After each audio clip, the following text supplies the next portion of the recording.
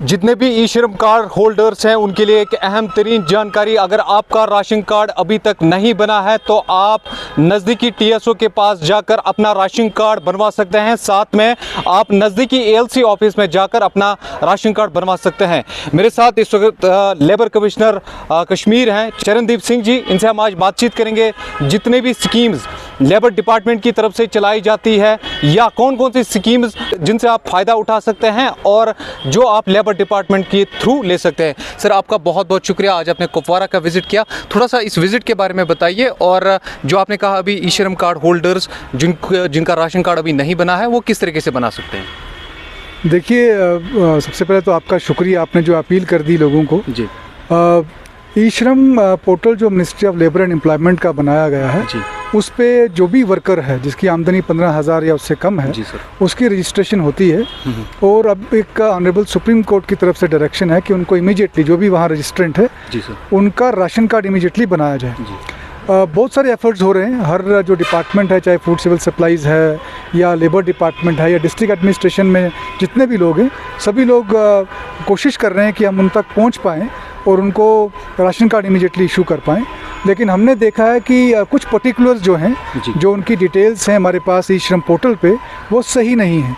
किसी जगह phone number गलत है, किसी जगह पेरेंट एज उनकी सही से नहीं है, किसी जगह जो उनका प्लेस ऑफ रेजिडेंस जो है वो गलत दिया गया है, वो अब हम उसको नहीं पहुंच पा रहे हैं। तो सर, जो आपका कहना ये है कि जो ई श्रम कार्ड में डिटेल्स उस वक्त सबमिट की गई थी जब उन्होंने ई श्रम कार्ड बनाया था, तो उसमें आपको डिटेल्स मैच नहीं हो रहे हैं।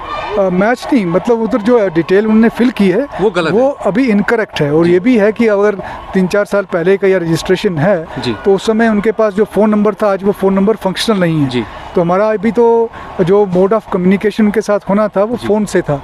बट जितनी भी हमने जो हमारा पैराफिरनलिया डिस्ट्रिक्ट में रहता है, डिस्ट्रिक्ट डिप्टी कमिश्नर साहिबान ने अपने सारे जो उनके कारकुन हैं डिफरेंट डिपार्टमेंट्स के, चाहे वो रूरल डेवलपमेंट डिपार्टमेंट हो, रेवेन्यू डिपार्टमेंट हो या ICDS की तरफ से जितने भी लोग हैं, उन सबको ये हदायत दे दी गई हैं कि वो हाउस टू हाउस चले जाएँ और ई श्रम के जितने भी रजिस्ट्रेंट्स हैं उनको अप्रोच करें, उनको रिक्वेस्ट करें कि इमीडिएटली अपने डॉक्यूमेंट्स दे दें ताकि उनका राशन कार्ड इमीडिएटली बन जाए। सर, लेबर डिपार्टमेंट की तरफ से बहुत सारी स्कीमें चलाई जा रही है, चाहे हम एजुकेशन को लेकर कहें या बाकी डिसेबिलिटीज़ को लेकर कहें, थोड़ा सा इसके बारे में बताइए। उसमें वर्कर्स को बहुत सारी दिक्कतों का सामना करना पड़ रहा है, कभी कभार 2-4 बार हमारे जो अभी यहाँ पर लेबर कमिश्नर साहब रखे हुए हैं, एडिशनल चार्ज इनके बहुत हैं, तो वहाँ पर दिक्कतें आ रही है। सर, इसको आप किस तरीके से देखते हैं और क्या आने वाले दिनों में इसको ठीक किया जा रहा है?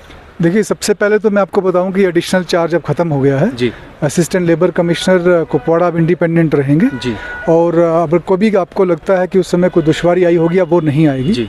दूसरा जो फाइनेंशियल असिस्टेंस मिलती है, आपने स्कूल या एजुकेशन की बात की है, तो उसमें जिसके भी कागजात मुकम्मल होते हैं, नॉर्मली ऐसा भी देखा जाता है कि कोई आदमी कहीं बाहर प्रोफेशनल कोर्स कर रहा है, उसकी तरफ से वहाँ पे से सर्टिफिकेशन नहीं आती है कि उसने वो ईयर पास कर लिया या नहीं कर लिया, तो वो जैसे ही आती है उसको तुरंत यहाँ एग्जामिन कर दिया जाता है और उसकी रिलीज़ कर दी जाती है। ऐसी कोई डिलेज नहीं है। सर, और कौन सी स्कीमें लेबर डिपार्टमेंट की तरफ से चलाई जा रही है जो आम लोगों को जानना बहुत ज़रूरी है? देखिए, वर्कर के लिए तो जो फाइनेंशियल असिस्टेंसेस हैं वो तो एजुकेशन को लेकर के हैं। अनफॉर्चुनेटली कोई एक्सपायर हो गया अब काम पे, उसके लिए हैं। कोई अनफॉर्चुनेटली कोई डिसेबल हो गया, उसके लिए हैं। और अभी आने वाले समय में जैसे अभी एक प्रक्रिया चली है, आयुष्मान भारत जो है वो हमारा गोल्डन कार्ड इशू होता है, उसमें भी हमारे वर्कर्स को बेनिफिट है।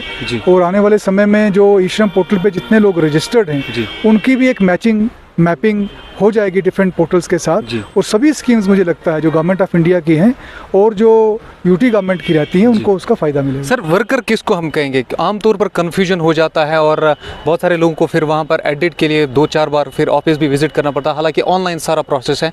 तो वर्कर आप कैसे डिफाइन करते हैं? देखिए, वर्कर का जो डेफिनेशन है, आपने कहा कि 15,000 रुपये। देखिए, एक शख्स जो वेजेस लेता है और उसका प्रोविडेंट फंड कट रहा है या उसका जो एम्प्लॉयमेंट स्टेट इंश्योरेंस सोसाइटी है हमारी यहाँ, उसमें उसकी डिडक्शन होती है, उसको ई श्रम पे रजिस्ट्रेशन नहीं होती है, उस तरह का वो वर्कर नहीं है। लेकिन दूसरा लेबर है जिसने 90 डेज़ काम किया है, 90 दिन काम किया है, उसको एक सर्टिफिकेट दिया जाता है डिफरेंट कंपटेंट अथॉरिटीज़ की तरफ से, उसको फाइनेंशियल असिस्टेंस दी जाती है।